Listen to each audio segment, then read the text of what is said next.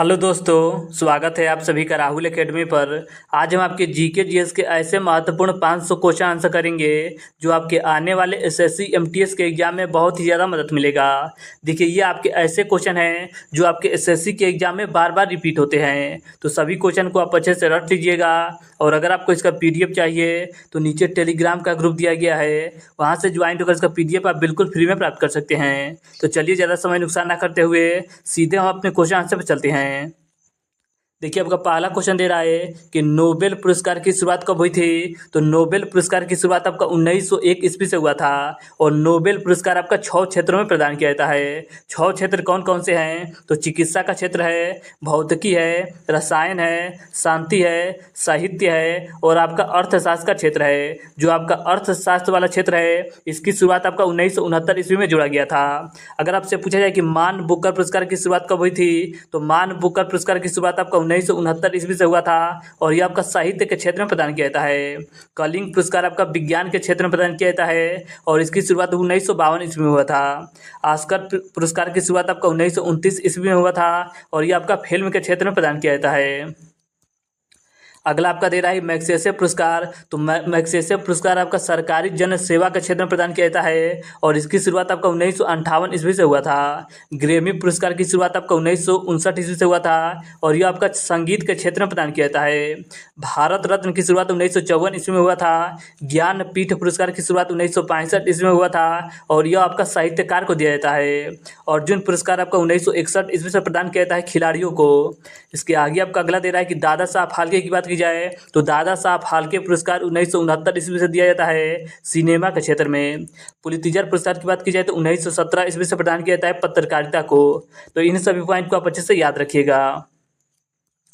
अगला आपका दे रहा है कि करो या मरो का नारा किसने दिया था। तो करो या मरो का नारा आपके महात्मा गांधी जी के द्वारा दिया गया था। भारत छोड़ो का नारा आपके महात्मा गांधी जी के ही द्वारा दिया गया था। इसके आगे आपका दे रहा है कि इनकलाब जिंदाबाद का नारा किसने दिया था। तो भगत सिंह के द्वारा दिया गया था। वेदों की और लौटो का नारा आपके दयानंद सरस्वती के द्वारा दिया गया था। स्वराज हमारा जन्मसिद्ध अधिकार है, यह नारा आपके बाल गंगाधर तिलक के द्वारा दिया गया था। पूर्ण स्वराज का नारा आपके पंडित जवाहरलाल नेहरू के द्वारा दिया गया था। साइमन कमीशन वापस जाओ, यह नारा आपके लाला लाजपत राय जी के द्वारा दिया गया था। आराम हराम है का नारा आपके पंडित जवाहरलाल नेहरू के द्वारा दिया गया था। जय जवान जय किसान जय विज्ञान का नारा आपके अटल बिहारी वाजपेयी के द्वारा दिया गया था। जय हिंद का नारा सुभाष चंद्र बोस जी के द्वारा।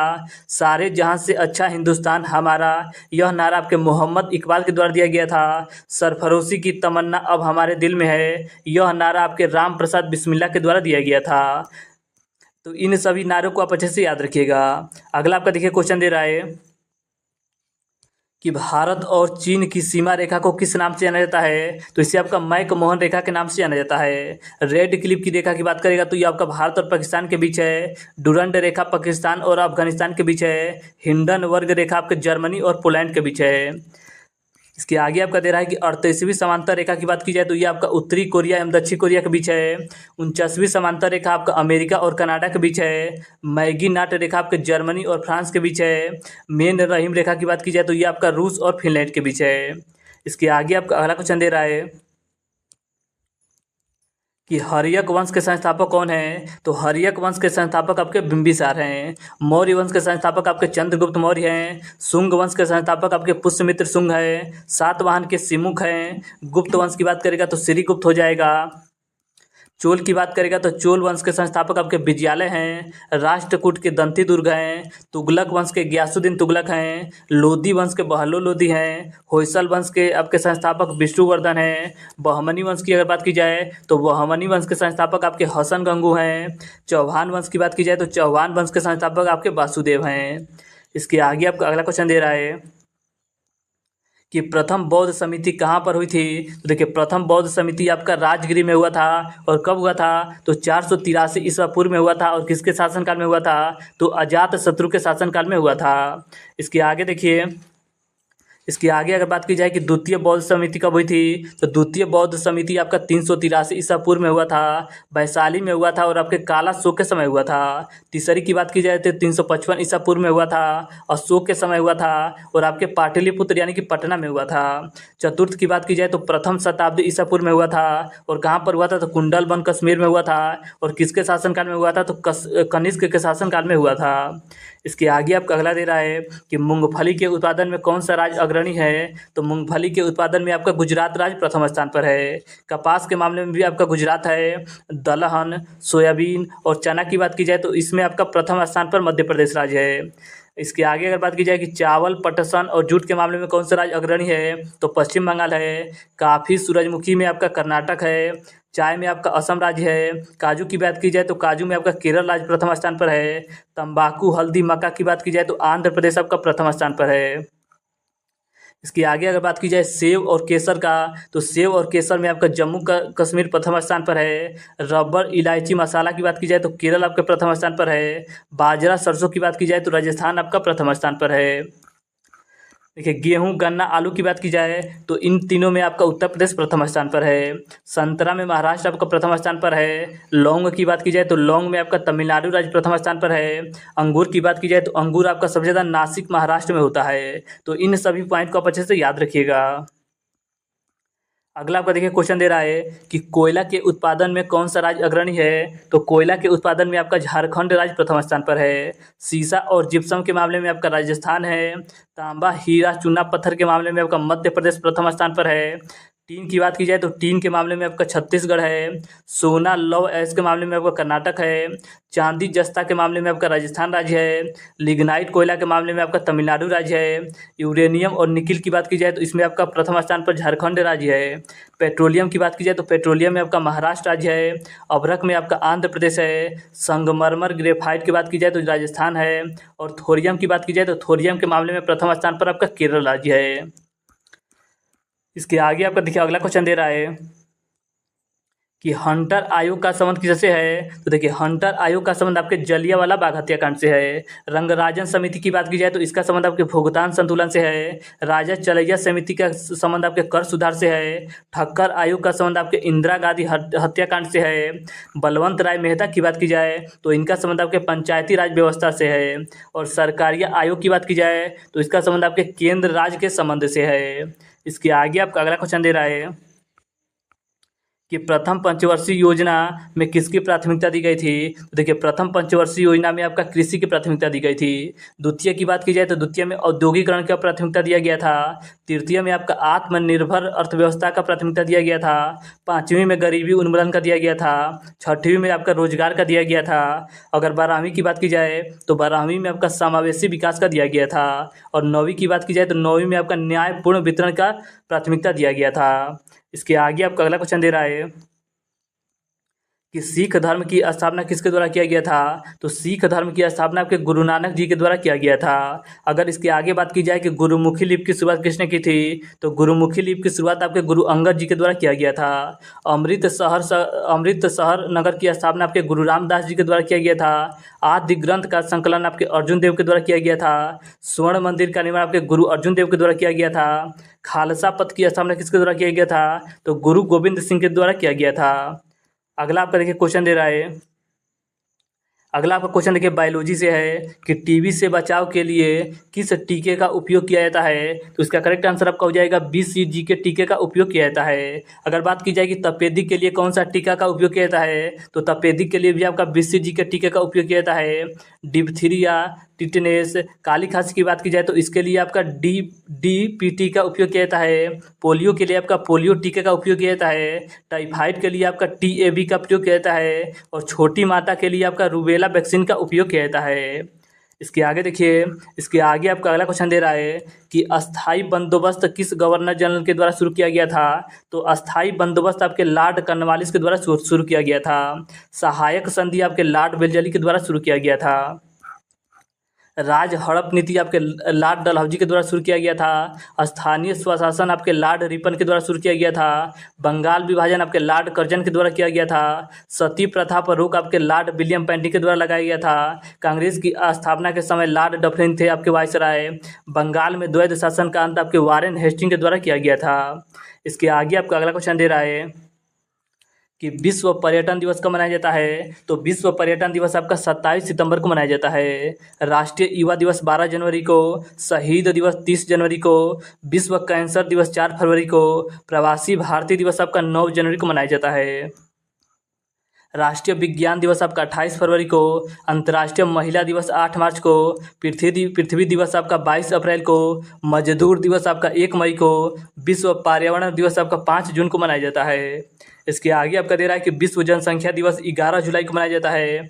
विश्व साक्षरता दिवस आपका 8 सितंबर को, विश्व स्वास्थ्य दिवस 7 अप्रैल को, विश्व एड्स दिवस 1 दिसंबर को, मानव अधिकार दिवस आपका 10 दिसंबर को मनाया जाता है। इसके आगे आपका अगला दे रहा है कि विश्व मधुमेह दिवस को मनाया जाता है। तो 14 नवंबर को मनाया जाता है। विश्व पर्यावरण संरक्षण दिवस आपका 25 नवंबर को, राष्ट्रीय खेल दिवस आपका 29 अगस्त को, डाक दिवस 9 अक्टूबर को, वायु सेना दिवस आपका 8 अक्टूबर को, नौसेना दिवस आपका 4 दिसंबर को मनाया जाता है। अगला आपका दे रहा है कि थल सेना दिवस आपका 15 जनवरी को मनाया जाता है। राष्ट्रीय पक्षी दिवस को मनाया जाता है तो 12 नवंबर को मनाया जाता है। इसके आगे आपका देखिए अगला क्वेश्चन दे रहा है कि लखनऊ किस नदी के तट पर स्थित है। तो लखनऊ आपका गोमती नदी के तट पर स्थित है। आगरा और दिल्ली की बात की जाए तो यह आपका यमुना नदी के तट पर स्थित है। कानपुर और आपका हरिद्वार गंगा नदी के तट पर स्थित है। अगर सूरत की बात की जाए तो सूरत आपका ताप्ती नदी के तट पर स्थित है। अयोध्या आपका सरयू नदी के तट पर स्थित है। हैदराबाद आपका मूसी नदी के तट पर स्थित है। उज्जैन की बात की जाए तो क्षिप्रा नदी के तट पर स्थित है। नासिक आपका गोदावरी नदी के तट पर स्थित है। पेरिस की बात की जाए तो ये आपका सीन नदी के तट पर स्थित है। जमशेदपुर की बात की जाए तो जमशेदपुर आपका स्वर्ण रेखा नदी के तट पर स्थित है। कोलकाता आपका हुगली नदी के तट पर स्थित है। इसके आगे आपका अगला क्वेश्चन दे रहा है कि बिहू किस राज्य का लोक नृत्य है। तो बिहू आपका असम राज्य का प्रसिद्ध लोक नृत्य है। सरहुल और कर्मा की बात की जाए तो ये आपका झारखंड राज्य का है। रासलीला, नौटंकी और कजरी की बात की जाए तो ये आपका उत्तर प्रदेश राज्य का है। भांखड़ा और गिद्धा की बात की जाए तो ये आपका पंजाब और आपके हरियाणा राज्य का है। इसके आगे अगर बात की जाए घूमर और कठपुतली का तो ये आपका राजस्थान राज्य से संबंधित है। गरबा डांडिया आपका गुजरात का है। लावनी और तमाशा महाराष्ट्र का है। मोहिनी अट्टम की बात करेगा तो ये आपका केरल हो जाएगा। यक्षगान आपका कर्नाटक का है। मुखौटा की बात करेगा तो मुखौटा आपका अरुणाचल प्रदेश राज्य का लोक नृत्य है। अगला आपका क्वेश्चन दे रहा है कि पीतल किसका मिश्र धातु होता है। तो पीतल आपका तांबा और जस्ता का मिश्र धातु होता है। कांसा की बात की जाए तो कांसा आपका तांबा और टिन का मिश्रण होता है। अगला क्वेश्चन दे रहा है कि विटामिन के खोजकर्ता कौन है। तो विटामिन के खोजकर्ता आपके फंक हैं। विटामिन ए की खोज किसने की थी। तो विटामिन ए की खोज आपके मैकुलम के द्वारा किया गया था। विटामिन बी की खोज भी आपके मैकुलम के द्वारा। विटामिन सी की खोज आपके होलकट के द्वारा। विटामिन डी की खोज आपके हॉपकिंस के द्वारा किया गया था। इसके आगे देखिए अगला आपका देखिए योजना से क्वेश्चन दे रहा है कि बेटी बचाओ बेटी पढ़ाओ योजना की शुरुआत कब हुई थी। तो इसका करेक्ट आंसर आपका हो जाएगा 22 जनवरी 2015 ईस्वी को हुआ था। अगर इसके आगे पूछा जाए कि दीनदयाल ग्राम ज्योति योजना की शुरुआत कब हुई थी तो 25 जुलाई 2015 ईस्वी को हुआ था। मेक इन इंडिया की शुरुआत कब हुई थी तो 25 सितंबर 2014 को हुआ था। प्रधानमंत्री जन धन योजना की शुरुआत आपका 28 अगस्त 2014 को हुआ था। स्वच्छ भारत मिशन की शुरुआत आपका 2 अक्टूबर 2014 को हुआ था। मनरेगा की शुरुआत आपका 2 फरवरी 2006 ईस्वी को हुआ था।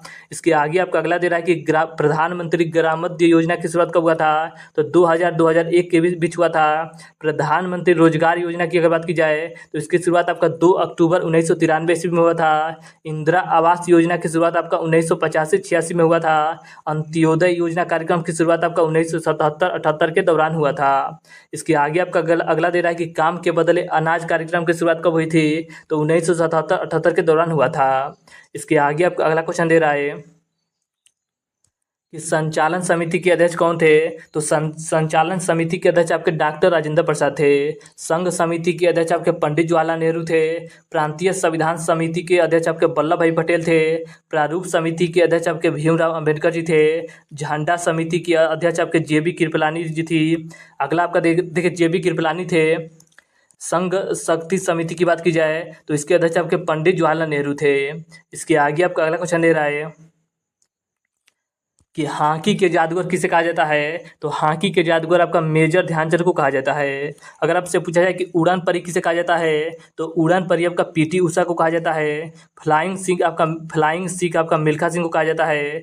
रावलपिंडी एक्सप्रेस आपका शोएब अख्तर को कहा जाता है। सुपर माम की अगर बात की जाए तो ये आपका मेरी कॉम को कहा जाता है। अगला आपका दे रहा है कि बंगाल टाइगर किसे कहा जाता है। तो बंगाल टाइगर आपका सौरभ गांगुली जी को कहा जाता है। टर्मिनेटर की बात करेगा तो टर्मिनेटर आपका हरभजन सिंह को कहा जाता है। अगला आपका देखिए क्वेश्चन दे रहा है कि सवाना घास के मैदान किस देश में पाए जाते हैं। तो सवाना घास के मैदान आपके अफ्रीका महाद्वीप में पाया जाता है। अगर लानूस की बात की जाए तो लानूस आपका वेनेजुएला में पाया जाता है। प्रेयरी घास के मैदान आपके उत्तरी अमेरिका व कनाडा में पाया जाता है। पम्पास घास के मैदान आपके अर्जेंटीना में पाया जाता है। वेल्ड घास के मैदान आपके दक्षिण अफ्रीका में पाया जाता है। इसके आगे आपका दे रहा है डाउन्स। तो डाउन्स आपका ऑस्ट्रेलिया में पाया जाता है। स्टेपिज की बात की जाए तो स्टेपिज आपका एशिया और यूरोप में पाया जाता है। कंपोज की बात की जाए तो कंपोज आपका ब्राज़ील में पाया जाता है। पटाना की बात की जाए तो पटाना घास के मैदान आपके श्रीलंका में पाया जाता है। अगला आपका देखिए क्वेश्चन दे रहा है कि क्षेत्रफल की दृष्टि से भारत का विश्व में कौन सा स्थान है। तो देखिए क्षेत्रफल की दृष्टि से भारत का विश्व में आपका 7वां स्थान है। और पहले स्थान पर कौन सा देश है। तो पहले स्थान पर आपका रूस देश है। अगर आपसे पूछा जाए कि भारत का टोटल क्षेत्रफल कितना है तो भारत का टोटल क्षेत्रफल आपका 32,87,263 वर्ग किमी है, जो कि विश्व के 2.4% है।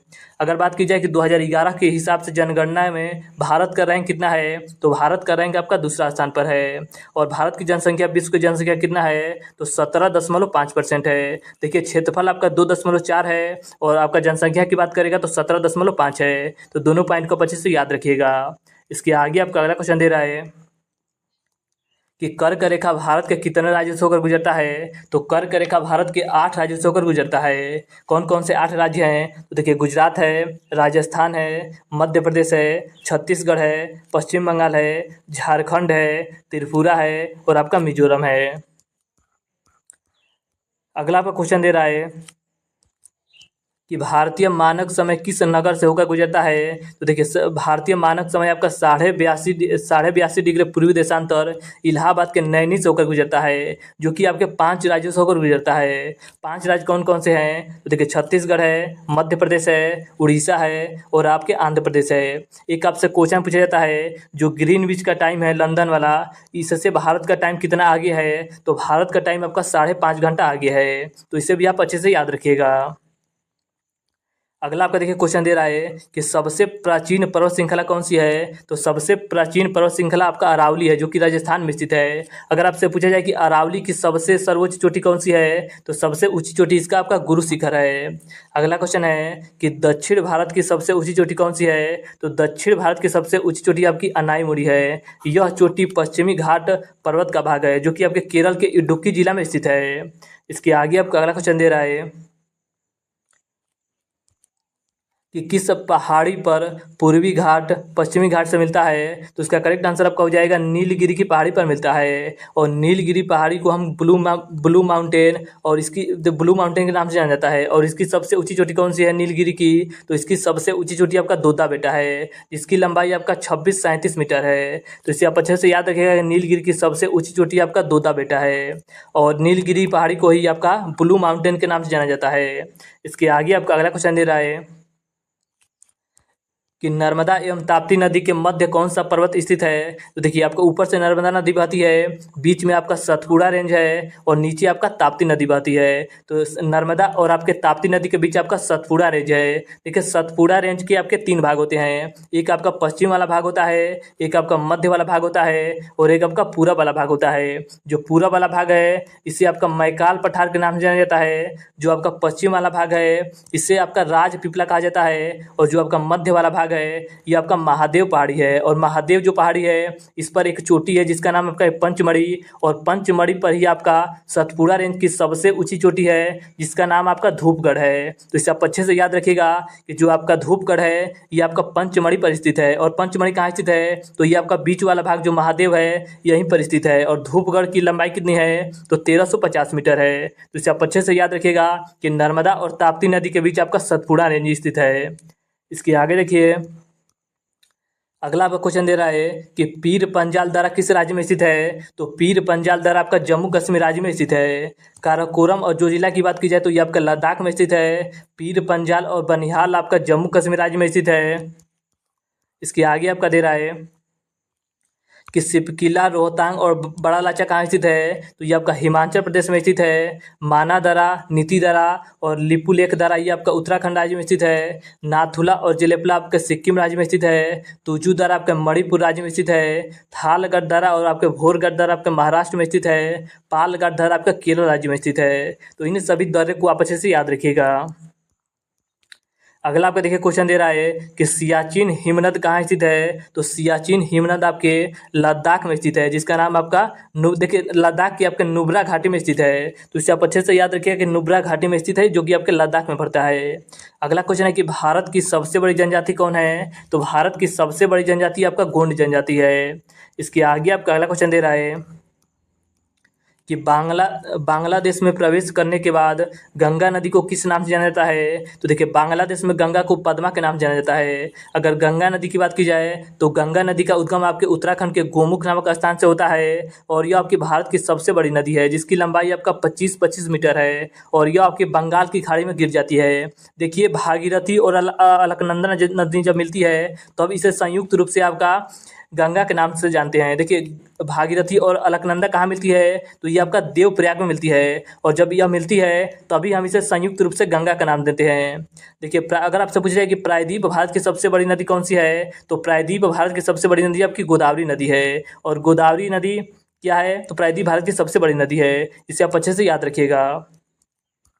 अगला आपका देखिए क्वेश्चन दे रहा है कि कावेरी नदी का उद्गम कहाँ से होता है। तो देखिए कावेरी नदी का उद्गम आपके ब्रह्मगिरी की पहाड़ी से होता है। अगला क्वेश्चन दे रहा है कि किस नदी पर शिव समुद्रम जलप्रपात स्थित है। तो शिव समुद्रम जलप्रपात आपका कावेरी नदी कर्नाटक में स्थित है। सबसे बड़ा जलप्रपात आपका जोग या गरसोपा जलप्रपात है, जो कि आपकी शरावती नदी कर्नाटक में स्थित है। हुंडुरु की बात की जाए तो हुंडुरु जलप्रपात आपका स्वर्ण रेखा नदी पर स्थित है, जो कि आपके रांची में है। कपिल धारा जलप्रपात आपके नर्मदा नदी पर है, जो कि आपके अनूपपुर जिला में स्थित है। धुआंधार की बात की जाए, धुआंधार जलप्रपात तो ये आपके नर्मदा नदी जबलपुर में स्थित है। चित्रकूट की बात की जाए तो ये आपका इंद्रावती नदी बस्तर छत्तीसगढ़ में स्थित है। चूलिया जलप्रपात आपके चंबल नदी पर है और ये आपका राजस्थान में स्थित है। दुग्धधारा जलप्रपात की बात की जाए तो ये आपका नर्मदा नदी पर है और किस राज्य में है। तो मध्य प्रदेश राज्य में स्थित है। अगला आपका देखिए क्वेश्चन दे रहा है कि भारत की सबसे बड़ी मीठे पानी की झील कौन सी है। तो भारत की सबसे बड़ी मीठे पानी की झील आपका बुलर झील है, जो कि आपके जम्मू कश्मीर राज्य में स्थित है। वेवनाथ झील की बात की जाए तो ये आपका केरल में स्थित है। चिल्का झील आपका खारे पानी की झील है, जो कि आपके उड़ीसा में स्थित है। डल झील आपका श्रीनगर में स्थित है। पुलिकट झील आपका तमिलनाडु और आंध्र प्रदेश के तट पर स्थित है। लोकटक झील की बात की जाए तो लोकटक झील आपके मणिपुर राज्य में स्थित है। सांभर और पुष्कर की बात की जाए तो ये आपके राजस्थान में स्थित है। फुलहर की बात की जाए तो ये आपके उत्तर प्रदेश राज्य में स्थित है। इसके आगे आपका अगला क्वेश्चन दे रहा है कि भारत के किस राज्य में मानसून का आगमन सबसे पहले होता है। तो इसका करेक्ट आंसर आपका हो जाएगा केरल में होता है और भारत में अधिकांश वर्षा आपके दक्षिण पश्चिमी मानसून से होता है। अगला क्वेश्चन दे रहा है कि भारत के उत्तरी मैदान में शीत ऋतु में वर्षा होती है। तो इसका करेक्ट आंसर आपका हो जाएगा पश्चिमी विक्षोभ के कारण से होता है। इसके आगे आपका अगला क्वेश्चन दे रहा है कि तमिलनाडु में शरदकालीन वर्षा अधिकांशतः किस कारण से होती है। तो इसका करेक्ट आंसर आपका हो जाएगा उत्तर पूर्वी मानसून के कारण होता है। अगला क्वेश्चन है कि रेगुर मिट्टी किसका नाम है। तो रेगुर मिट्टी आपका काली मिट्टी का नाम है और काली मिट्टी को आपका स्वतः जुताई वाली मिट्टी भी कहा जाता है। और खास करके जो काली मिट्टी है इसमें आपका कपास का उत्पादन अधिकतर किया जाता है और कपास के उत्पादन में आपका गुजरात और महाराष्ट्र आपके प्रथम स्थान पर है और काली मिट्टी वाला जो क्षेत्र है ये आपका महाराष्ट्र और गुजरात वाला है। इसके आगे आपका अगला क्वेश्चन दे रहा है कि भारत में सबसे अधिक उपजाऊ मिट्टी कौन सी है। तो भारत की सबसे अधिक उपजाऊ मिट्टी आपका जलोढ़ मिट्टी है और जलोढ़ मिट्टी का निर्माण आपके नदियों के छोड़े गए गाद के द्वारा होता है। देखिए जलोढ़ मिट्टी जो है ये इसे कछारी मिट्टी के नाम से भी जाना जाता है और भारत का लगभग 40% भाग पर ये आपका जलोढ़ मिट्टी देखने को मिलती है। इसके आगे देखिए अगला आपका देखिए क्वेश्चन दे रहा है कि कत्था बनाने हेतु किस पेड़ की लकड़ी का उपयोग किया जाता है। तो इसका करेक्ट आंसर आपका हो जाएगा खैर जो लकड़ी है इसका उपयोग किया जाता है। सरदार सरोवर बांध किस नदी पर बनाया गया है? तो यह आपका नर्मदा नदी पर बनाया गया है। देखिए इससे आपका कितने राज्य को लाभ होता है? तो 4 राज्य को लाभ होता है। कौन कौन से राज्य हैं? तो गुजरात को लाभ होता है, महाराष्ट्र को होता है, मध्य प्रदेश को होता है और आपका राजस्थान को होता है। सबसे ज़्यादा पानी किसे मिलता है? तो सबसे ज़्यादा आपका 65% पानी आपका मध्य प्रदेश राज्य को मिलता है। और बिजली की बात की जाए तो सबसे ज़्यादा बिजली आपका 57% बिजली आपका मध्य प्रदेश राज्य को मिलता है। तो इसे आप अच्छे से याद रखिएगा। अगला आपका देखिए क्वेश्चन दे रहा है कि सरदार सरोवर परियोजना के विरोध में कौन थे? तो मेघा पाटकर थे। अगला क्वेश्चन है कि भाखड़ा नांगल बांध किस नदी पर बनाया गया है? तो सतलज नदी पर बनाया गया है। हीराकुंड बांध कौन सी नदी पर बनाया गया है? तो महानदी पर बनाया गया है। इसके आगे आपको अगला क्वेश्चन दे रहा है कि विश्व में हरित क्रांति के जनक कौन है? तो इसका करेक्ट आंसर आपका हो जाएगा नॉर्मन ई बोरलॉन्ग है। भारत में अगर बात की जाए कि हरित क्रांति के जनक कौन है? तो एम.एस. स्वामीनाथन है।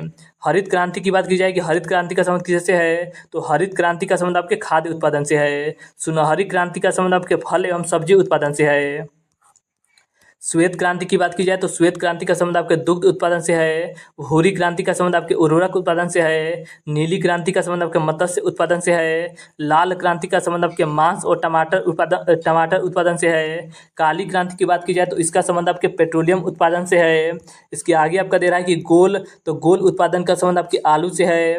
पीली क्रांति का संबंध आपके तिलहन उत्पादन से है। गुलाबी क्रांति का संबंध आपके झींगा प्याज उत्पादन से है।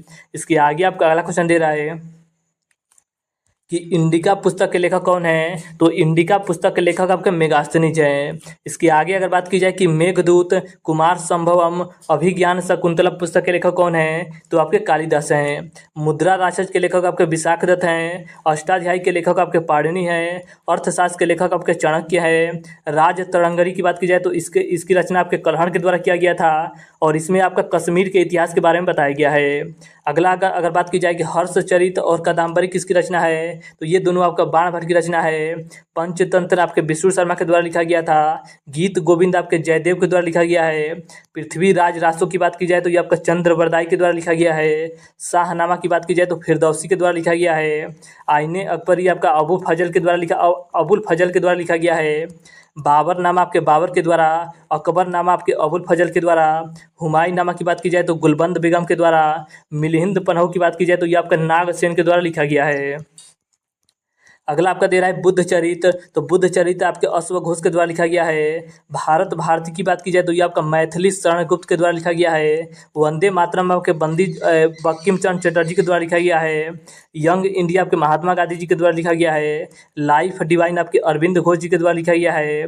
भारत एक खोज के पुस्तक के लेखक आपके पंडित जवाहरलाल नेहरू हैं। कौन है? तो पंडित जवाहरलाल नेहरू है और यह पुस्तक आपके पंडित जवाहरलाल नेहरू ने जेल में रहकर लिखा था। अगला आपका दे रहा है कि डिवाइन लाइफ के आपके लेखक शिवानंद हैं। इंडिया विंस फ्रीडम के लेखक आपके अबुल कलाम आज़ाद हैं। इंडिया डिवाइडेड के डॉक्टर राजेंद्र प्रसाद हैं। गोदान की बात की जाए तो मुंशी प्रेमचंद जी हैं। मालती माधव की बात की जाए तो आपके भवभूति जी हैं। तो इन सभी पुस्तक को आप अच्छे से याद रखिएगा। अगला आपको देखिए क्वेश्चन दे रहा है कि औरंगजेब का मकबरा कहाँ स्थित है? तो औरंगजेब का मकबरा आपके दौलताबाद में स्थित है। अगर अकबर की बात की जाए तो अकबर का मकबरा कहाँ स्थित है? तो सिकंदराबाद में स्थित है। बाबर की बात की जाए तो काबुल में स्थित है। जहांगीर का मकबरा आपके लाहौर में स्थित है। हुमायूं का मकबरा की बात की जाए तो इनका मकबरा आपके दिल्ली में स्थित है। शेर शाह सूरी की बात की जाए तो बिहार के सासाराम में है। शाहजहाँ की बात की जाए तो इनका मकबरा आपके आगरा में है। बैजू बावरा की बात की जाए तो मध्य प्रदेश के चंदेरी में इनका आपका समाधि है, यानी कि मकबरा है। देखिए अगला क्वेश्चन आपका दे रहा है कि खजुराहो मंदिर कहाँ स्थित है? तो खजुराहो मंदिर आपके मध्य प्रदेश के छतरपुर जिला में स्थित है। अजंता एलोरा की बात की जाए तो ये आपके महाराष्ट्र के औरंगाबाद में स्थित है। शांति निकेतन की बात की जाए तो पश्चिम बंगाल के कोलकाता में स्थित है। विजय स्तंभ की बात की जाए तो राजस्थान के चित्तौड़गढ़ में स्थित है।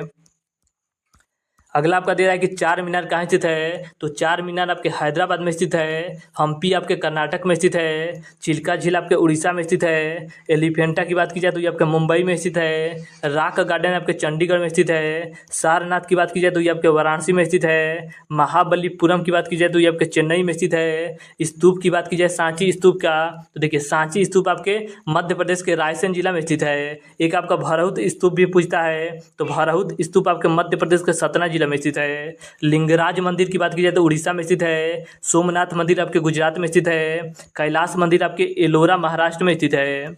महाबलेश्वर की बात की जाए तो महाबलेश्वर आपका महाराष्ट्र में स्थित है। दिलवाड़ा का जौन मंदिर की बात की जाए तो ये आपका राजस्थान के माउंट आबू में स्थित है। रामेश्वर मंदिर आपके तमिलनाडु में स्थित है।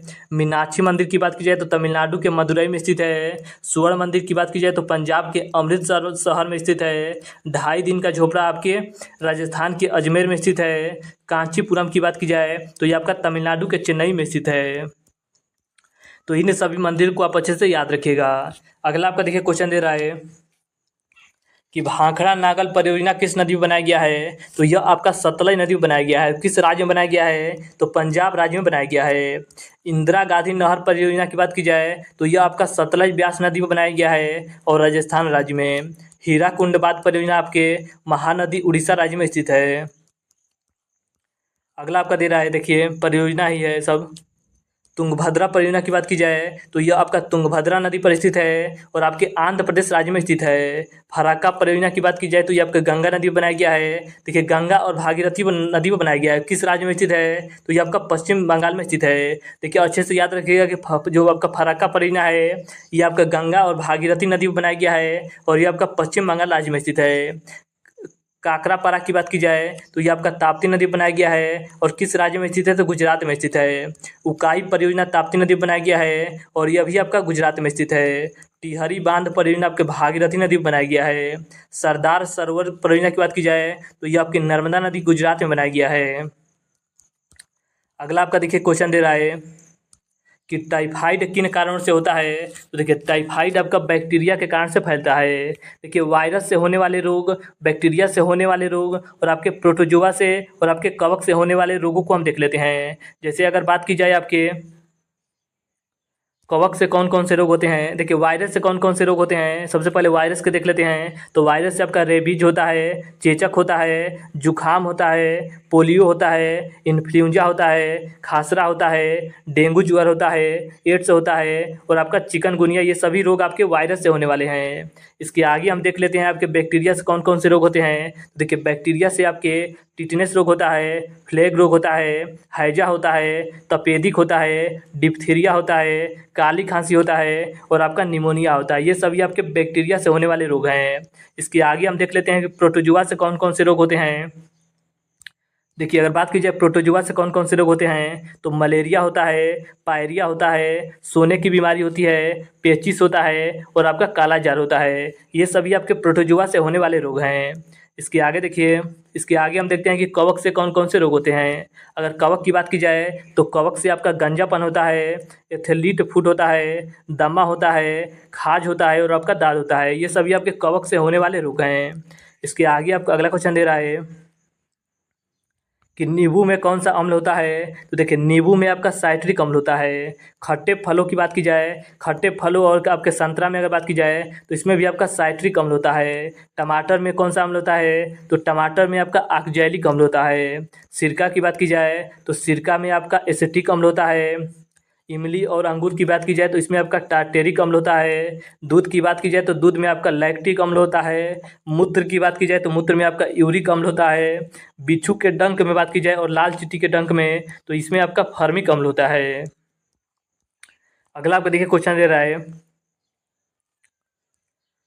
कि ब्रह्म समाज की स्थापना किसने की थी। तो देखिए ब्रह्म समाज की स्थापना आपके राजा राम मोहन राय के द्वारा किया गया था। और कब किया गया था तो 1828 ईस्वी में किया गया था। इसके आगे अगर बात की जाए कि आत्मीय सभा की स्थापना किसने की थी तो देखिए आत्मीय सभा की स्थापना आपके राजा राम मोहन राय के द्वारा 1815 ईस्वी में किया गया था।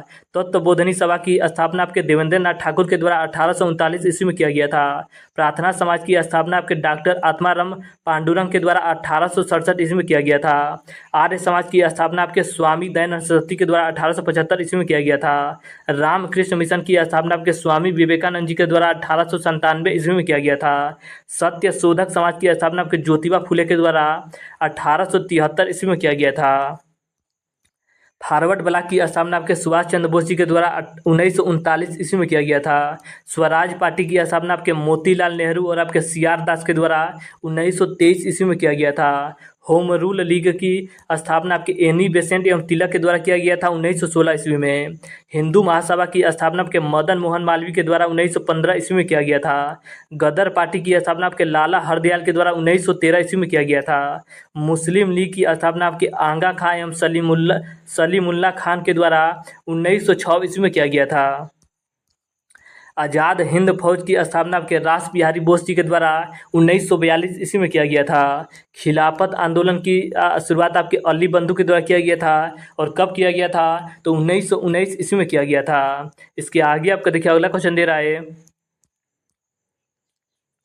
कि पेरियार वन्य जीव अभ्यारण्य किस राज्य में स्थित है? तो ये आपका केरल में स्थित है। जिम कार्बेट राष्ट्रीय उद्यान आपके उत्तराखंड में स्थित है। कान्हा खिचड़ी राष्ट्रीय उद्यान आपके मध्य प्रदेश में स्थित है। मानस वन्य जीव अभ्यारण्य आपके असम में स्थित है। रणथंभौर राष्ट्रीय उद्यान आपके राजस्थान में स्थित है। दुधवा राष्ट्रीय उद्यान आपके उत्तर प्रदेश राज्य में स्थित है। इसके आगे आपका देखिए अगला दे रहा है कि कांजीरंगा राष्ट्रीय उद्यान आपके असम में स्थित है। केवला देव घाना पश्चिम बिहार आपके राजस्थान में स्थित है। गिर राष्ट्रीय उद्यान गुजरात में है। बांदीपुर राष्ट्रीय उद्यान कर्नाटक में स्थित है। नल सरोवर पक्षी अभ्यारण्य गुजरात में है। दांची ग्राम अभ्यारण्य आपके जम्मू कश्मीर में स्थित है। राजाजी राष्ट्रीय उद्यान आपके उत्तराखंड राज्य में स्थित है। इसके आगे आपका अगला दे रहा है कि नागरहोल राष्ट्रीय उद्यान कहाँ स्थित है? तो ये आपका कर्नाटक में स्थित है। सुंदरवन राष्ट्रीय उद्यान आपके पश्चिम बंगाल राज्य में स्थित है। तो इन्हें सभी राष्ट्रीय उद्यान को आप अच्छे से याद रखिएगा।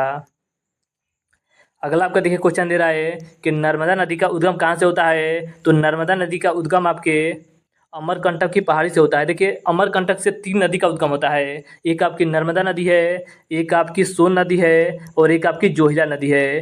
तीनों नदी का उद्गम आपके अमरकंटक नामक पहाड़ से होता है। और नर्मदा नदी कहाँ गिरती है? तो नर्मदा नदी जो आपका है ये आपकी अरब सागर में गिरती है। और बाकी जितनी भी अधिकतर नदियाँ हैं सभी आपकी बंगाल की खाड़ी में गिरती है। देखिए नर्मदा नदी और ताप्ती नदी ये आपकी ऐसी नदियाँ हैं जो आपकी एस्चुरी का निर्माण करती है। बाकी जितनी भी नदियाँ हैं ये आपका डेल्टा बनाती है। और नर्मदा और ताप्ती नदी आपके पश्चिम साइड में बहती है और जाकर आपके अरब सागर में गिरती है। अगर देखिए सिंधु नदी की बात की जाए तो सिंधु नदी आपका मानसरोवर झील से निकलती है और ये आपका अरब सागर में गिरती है। ताप्ती नदी की बात की जाए तो मुल्ताई की पहाड़ी से निकलती है और ये आपकी खंबात की खाड़ी में गिरती है। सोन नदी आपके अमरकंटक से निकलती है और ये आपकी गंगा की सहायक नदी है। ब्रह्मपुत्र की बात की जाए तो ब्रह्मपुत्र नदी आपके मानसरोवर झील से निकलती है और ये आपकी बंगाल की खाड़ी में गिरती है। गोदावरी की बात की जाए तो ये आपके नासिक के निकट से निकलती है और ये आपका बंगाल की खाड़ी में जाकर गिर जाती है। कावेरी नदी आपके ब्रह्मगिरी की पहाड़ी से निकलती है और ये अभी आपकी बंगाल की खाड़ी में जाकर गिर जाती है। गंगा नदी की बात की जाए तो गंगा नदी आपके उत्तराखंड के गंगोत्री से निकलती है और यह आपकी बंगाल की खाड़ी में जाकर गिर जाती है।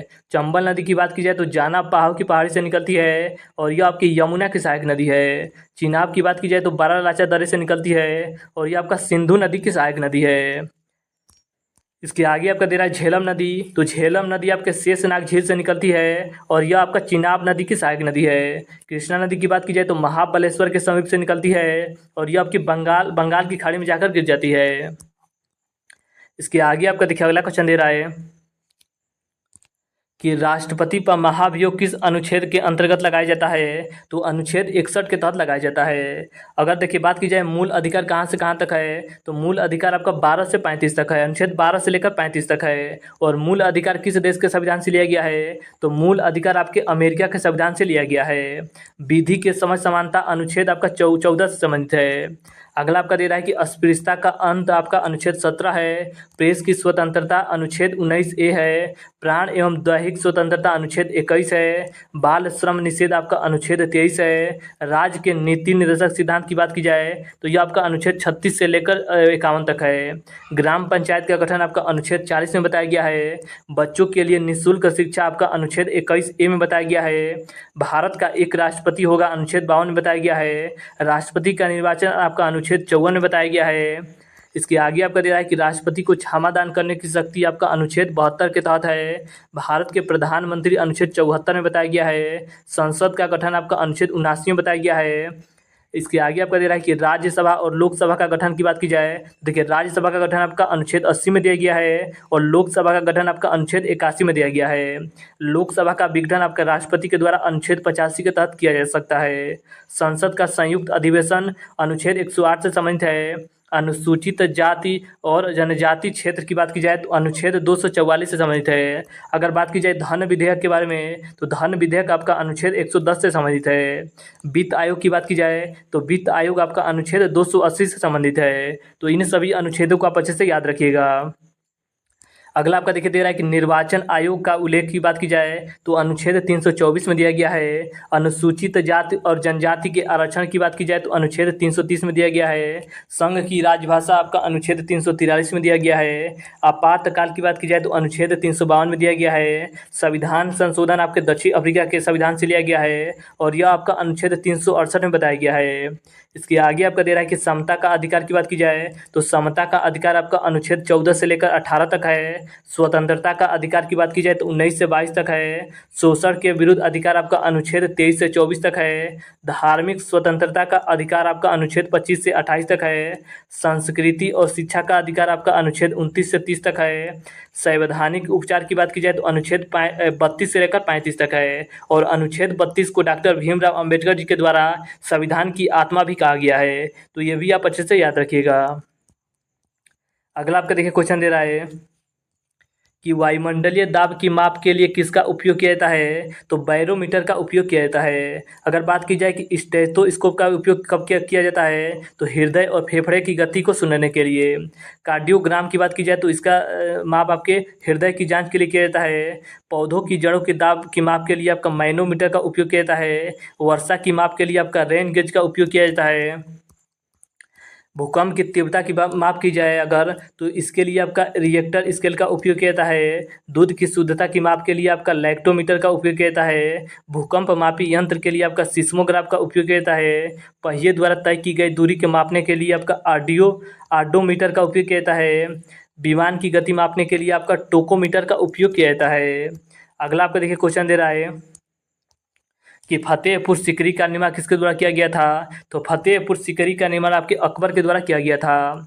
अजंता की गुफाओं की अगर बात की जाए तो गुप्त शासकों के द्वारा किया गया था। एलोरा की गुफा आपके राष्ट्रकूट वंश के द्वारा किया गया था। कांचीपुरम का जो मंदिर है इसका निर्माण आपके पल्लव राजा के द्वारा किया गया था। खजुराहो मंदिर का निर्माण आपके चंदेल शासकों के द्वारा किया गया था। कुतुब मीनार का निर्माण आपके कुतुब बिन ऐबक के द्वारा किया गया था। 2.5 दिन की झोपड़ा की बात की जाए तो इसका निर्माण आपके कुतुब बिन ऐबक के द्वारा किया गया था। कोणार्क मंदिर का निर्माण आपके नरसिंह देव प्रथम के द्वारा किया गया था। हौज खास का निर्माण आपके अलाउद्दीन खिलजी के द्वारा किया गया था। विजय स्तंभ का निर्माण आपके महाराणा कुंभा के द्वारा किया गया था। आगरा फोर्ट की बात की जाए तो इसका निर्माण आपके अकबर के द्वारा किया गया था। चार मीनार का निर्माण आपके कुल्लू कुतुब शाही के द्वारा किया गया था। ताजमहल का निर्माण आपके शाहजहां के द्वारा। जामा मस्जिद का निर्माण आपके शाहजहां के द्वारा। मोती मस्जिद का निर्माण आपके शाहजहां के द्वारा। लाल किला का निर्माण आपके शाहजहां के द्वारा। अगला दे रहा है कि फोर्ट विलियम कॉलेज की स्थापना आपके लॉर्ड वेल्लेस्ली के द्वारा किया गया था। अगला आपको देखिए क्वेश्चन दे रहा है कि महात्मा गांधी की समाधि का क्या नाम है तो महात्मा गांधी की समाधि का नाम आपके राजघाट है। देखिए जवाहरलाल नेहरू की बात की जाए तो इनकी समाधि का नाम आपके शांतिवन है। लाल बहादुर शास्त्री की बात की जाए तो इनकी समाधि का नाम आपका विजय घाट है। इंदिरा गांधी की समाधि का नाम आपका शक्ति स्थल है। राजीव गांधी का वीर भूमि है। चौधरी चरण सिंह की बात की जाए तो किसान घाट नाम है इनकी समाधि का। डॉक्टर राजेंद्र प्रसाद की बात की जाए तो महाप्रयाण घाट नाम है। मोरारजी देसाई की बात की जाए तो इनकी समाधि स्थल का नाम आपका अभय घाट है। जगजीवन राम की बात की जाए तो इनकी समाधि स्थल का नाम आपका समता स्थल है। गुलजारी लाल नंदा की बात की जाए तो इनकी समाधि स्थल का नाम आपका नारायण घाट है। ज्ञानी जैल सिंह की समाधि स्थल का नाम एकता स्थल है।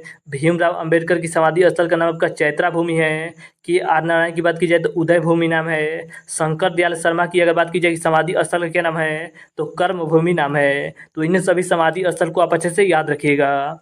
देखिए आपका अगला क्वेश्चन दे रहा है कि गोबी का मरुस्थल कहाँ स्थित है तो ये आपका मंगोलिया में स्थित है। सहारा मरुस्थल आपका उत्तरी अफ्रीका में स्थित है। कालाहारी मरुस्थल की बात की जाए तो ये आपका बोत्सवाना में स्थित है। दक्षिण पश्चिम अफ्रीका में स्थित है। इसके आगे आपका अगला दे रहा है कि थार मरुस्थल कहाँ स्थित है तो थार मरुस्थल आपका उत्तरी पश्चिमी भारत एवं पाकिस्तान में स्थित है।